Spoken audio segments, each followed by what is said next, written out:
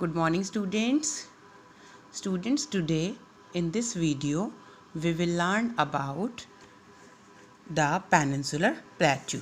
Okay student, today we will learn about our Peninsular Plateau. Okay students, in our previous video we have discussed about our Peninsular Plateau. I have told you many points about our Peninsular Plateau. Okay, and today once again I am taking the main points of this Peninsular Plateau, and as you know that I have taken this topic from our chapter number 2. Okay students, from our chapter number 2. So attend this video carefully. Students, this is our Peninsular Plateau. Okay, this is our Peninsular Plateau. So attend it. Peninsular Plateau, we can divide this plateau into two parts. Okay students, we can divide this plateau into two parts. Number one, the Central Highlands, and number two is the Deccan Plateau. The Central Highlands. Students, just see this map and see this one, the Central Highlands. This is our Central Highlands.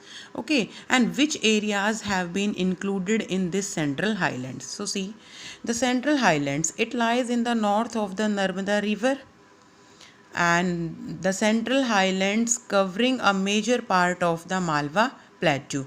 Okay student, this is our Narmada River. See, this is our state Maharashtra, and this is our Narmada River, and our Central Highland lies in the north of Narmada River. This is Narmada River and this is north part, so it lies in the north of Narmada River and covering a major part of the Malwa Plateau. And you can see this is our Malwa. P dot means plateau, Malwa Plateau. So Central Highlands covers a large portion of Malwa Plateau. Okay, Vindhya range is bounded by Satpura range. Students, you know what are these Vindhya range and Satpura range? These are the names of hills. See the location. This is our Vindhya range, okay, and this is our Satpura range, okay, and in the between of these two ranges our Narmada River flows. So Vindhya range is also included in this Central Highland, okay, and Malwa Plateau is also included in this Central Highland. Vindhya range is bounded by Satpura range on the south. Vindhya range is bounded by Satpura range on the south. You can see Satpura range is located in the south direction. Okay. And Aravalli Hills on the northwest. It means Aravalli Hills are also the part of this Central Highland, and you can see these Aravalli Hills are located in the northwest. This is our northwest. Okay. So these Aravalli Hills are also the part of Central Highlands. Okay. Eastward extension is known as Bundelkhand. Chota Nagpur Plateau further marks the eastward extension. Okay students, and when we will discuss about eastward extension, then we can say Chota Nagpur Plateau this is our Chota Nagpur Plateau, and this one, our Chota Nagpur Plateau, is also included in this Central Highlands. Okay students, so once again I am going to repeat that which areas have been included in this Central Highlands. Okay, again I am repeating, we can divide our Peninsular Plateau into two parts. Number one, the Central Highlands. Number two, the Deccan Plateau. So it lies in the north of the Narmada River. Okay, in the north of the Narmada River. Vindhya range is also included in the Central Highland, and Vindhya range is surrounded by Satpura range on the south. Okay, and Aravalli Hills are also included in the Central Highland. A large portion of Malwa Plateau is also included in the Central Highland, and Chota Nagpur Plateau is also the part of the Central Highland. So this is our part number 1. Now part number 2, the Deccan Plateau. Students, see, the Deccan Plateau is a triangular landmass. You can see is a triangular landmass. You can see the shape of a triangle. Okay, a triangular landmass. This part lies in the south of the Narmada River. Now only I have told you that the Central Highlands lies in the north of the Narmada River, and Deccan Plateau lies in the south of the Narmada River. Satpura range flanks its broad base in the north. Okay, and you know what is the northern boundary of this Deccan Plateau? Satpura range is playing the role as a northern boundary. An extension of the plateau is also visible in the northeast Meghalaya. Students, you know Meghalaya are Meghalaya is our northeastern states, you know very well. Okay, and three prominent ranges from the west to east in this state Meghalaya. These three ranges of hills have been found, and the names of these ranges, it means the names of these hills are: number 1 the Garo, number 2 the Khasi, and number 3 the Jaintia. And all these ranges are found in Meghalaya. And students, you know these hills are also the part of our Deccan Plateau. Many times students think that Deccan Plateau, it means the southern part of our India. It's okay that southern part of our India is the main part of the Deccan Plateau, but this Meghalaya and these ranges are also the part of our Deccan Plateau. The Deccan Plateau is higher in the west and slopes gently eastwards. Okay, you can see the Deccan, students, this is our Deccan Plateau number 2. So Deccan Plateau is higher in the west. This is our west side and this is our east side. So you can see, you can feel the height of this portion is more compared to this one. So Deccan Plateau is higher in the west and slopes gently in the eastward. It means this direction, slopes gently in the eastward. Okay, now we are taking the Western Ghats and the Eastern Ghats. Okay, students, these ghats mark the western and eastern edges of the Deccan Plateau respectively. Western Ghats lie parallel to the western coast. Okay, students, and these are continuous and can be crossed through passes only. Okay, students, the Western Ghats are higher than the Eastern Ghats. Okay, see this one. Students, this is our Peninsular Plateau, and these are Western Ghat and these are Eastern Ghat. So Western Ghat lies parallel to the western coastal areas, and Eastern Ghats lies parallel to the eastern coastal areas. These are eastern coastal areas and these are Eastern Ghat. These are western coastal areas and these are Western Ghat. Okay, students. Okay, students, you know Western Ghats lie parallel to the western coast. Now only I have told you they are continuous and can be crossed through passes only. Now let's discuss about the height. The Western Ghats are higher than the Eastern Ghats. Their average elevation means height. Their average height is 900 to 1600 meters, as against 600 meters of the Eastern Ghats. It means a clear comparison. You can feel that the average height of our Eastern Ghats is nearby 600 meters, but height of our Western Ghats is between 900 to 600 meters. It means these are Western Ghats, so height of these Ghat is nearby 900 to 1600 meter, and these are nearby 600 meters. So you can easily compare that our Western Ghats are have more height, and these Ghats have comparatively low height. Okay. The Aravalli Hills lie on the western and northwestern margins of the Peninsula Plateau. Okay, students, you know the Aravalli Hills, mainly these hills are located in the Rajasthan. So automatically these hills lie on the western and northwestern corners of the Peninsula Plateau. These hills extend from Gujarat to Delhi in a southwest northeast direction. Gujarat to Delhi in a southwest northeast direction. See, these are Aravalli Hills. These hills extends from our Gujarat to like this Delhi, and a large portion of these hills lie in the state of Rajasthan. Okay. Students, now the Eastern Ghats. Eastern Ghats extension. The Eastern Ghats stretch from the Mahanadi Valley to the Nilgiris in the south. Okay, students, Mahanadi Valley, this is in our Odisha. So our Eastern Ghats stretch from the Mahanadi Valley to the Nilgiris in the south. The Eastern Ghats are discontinuous and irregular. Okay, students, Eastern Ghats are discontinuous and irregular. And in the opposite side, our Western Ghats are continuous. Okay, now the Indian desert. Students, you all know that the Indian desert lies in Rajasthan. We all know about it. So attend the main features. The Indian desert lies towards the western margins of the Aravalli Hills. Major part of our Indian desert lies in Rajasthan. It is an undulating sandy plain covered with sand dunes. Okay, students, sand dunes. You know, in Rajasthan, a very large portion is covered with sand dunes, very heighted sand dunes. Okay, this region receives very low rainfall below 150 millimeter per year.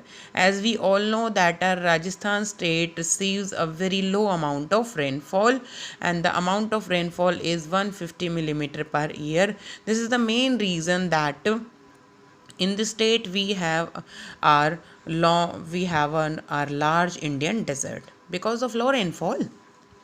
It is arid climate is of arid with low vegetation cover. It is very obvious that if an area receives very low amount of rainfall, then it is equal to low vegetation cover.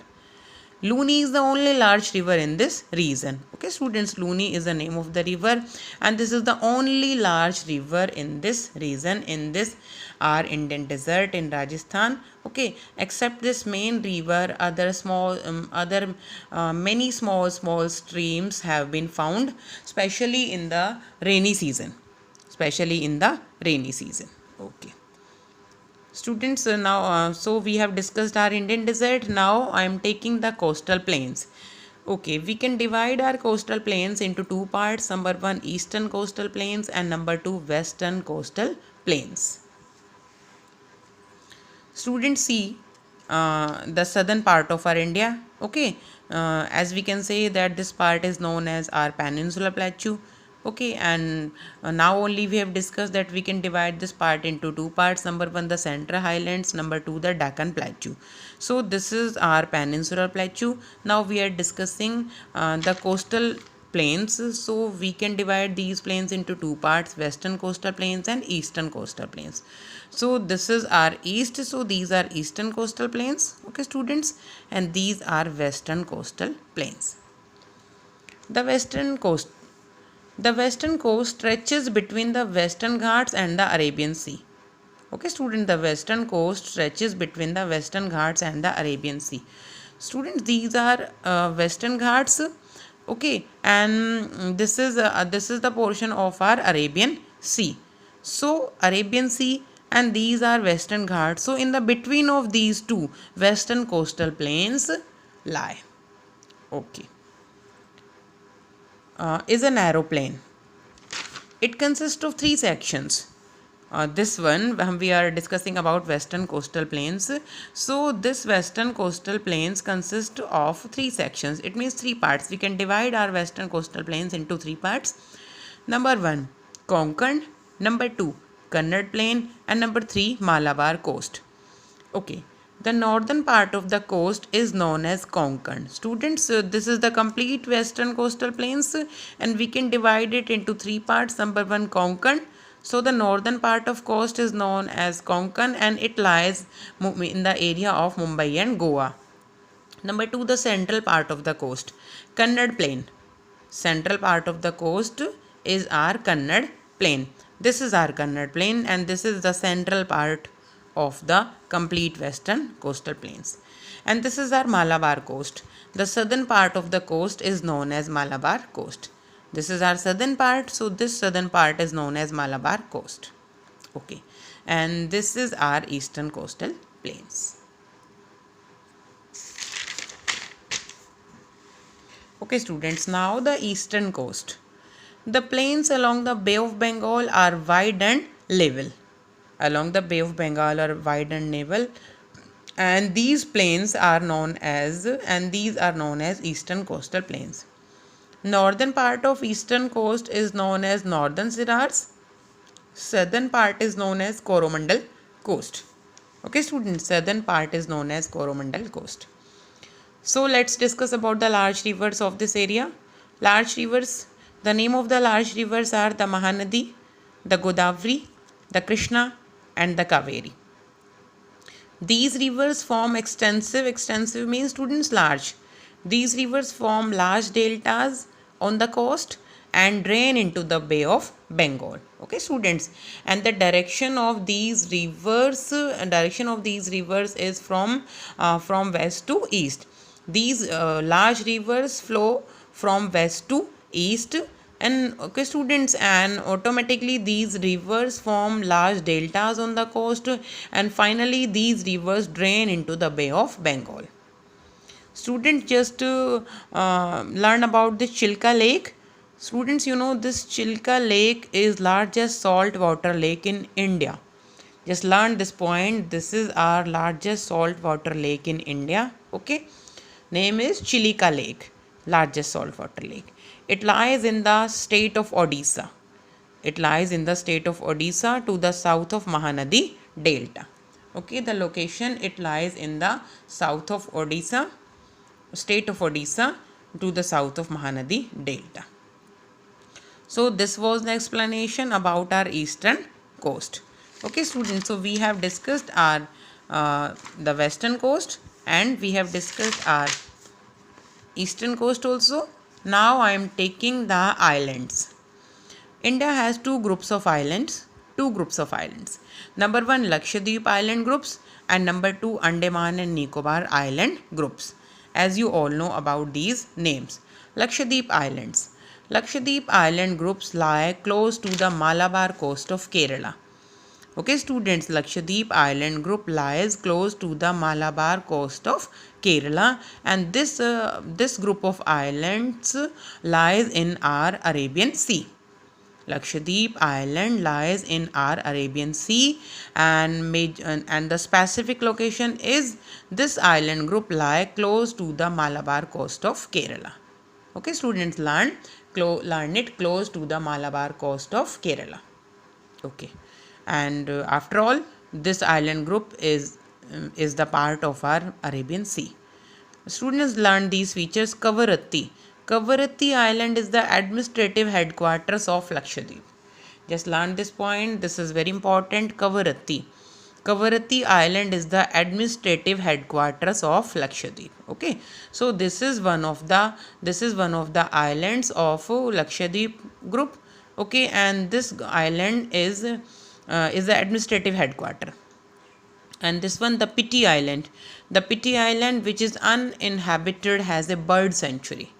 The Piti Island. So learn the names of these islands. The name of main island is Lakshadweep Island, and the one more other island is Kavaratti Island, and the one more other island is the Piti Island. Okay. Now number two, Andaman and Nicobar Island groups.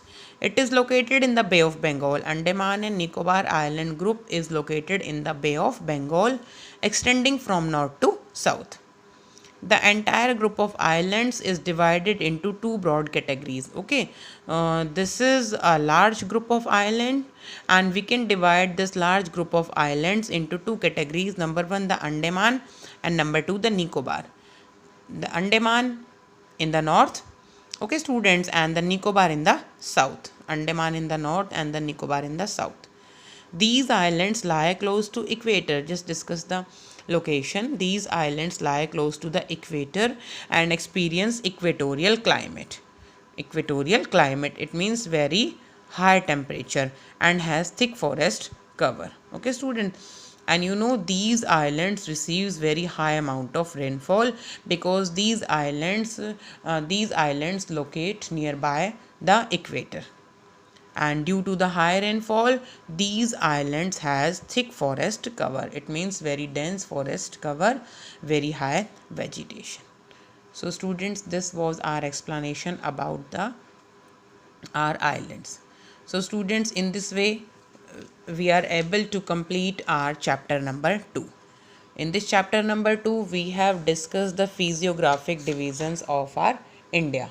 Okay students, in the beginning we have discussed the Himalaya mountain.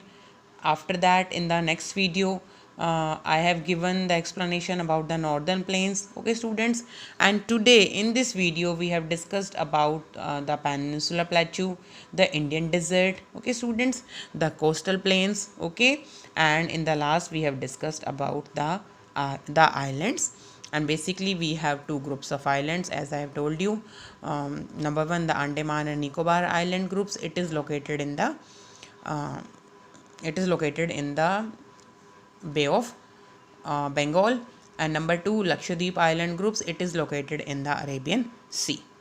So our chapter number 2 has been completed. So students, what you have to do, just read the chapter thoroughly, okay students, and just attend all the written notes how much I have given to you, okay, and on the basis of these notes try to prepare your own notes. Okay students, thanks a lot students, have a good day.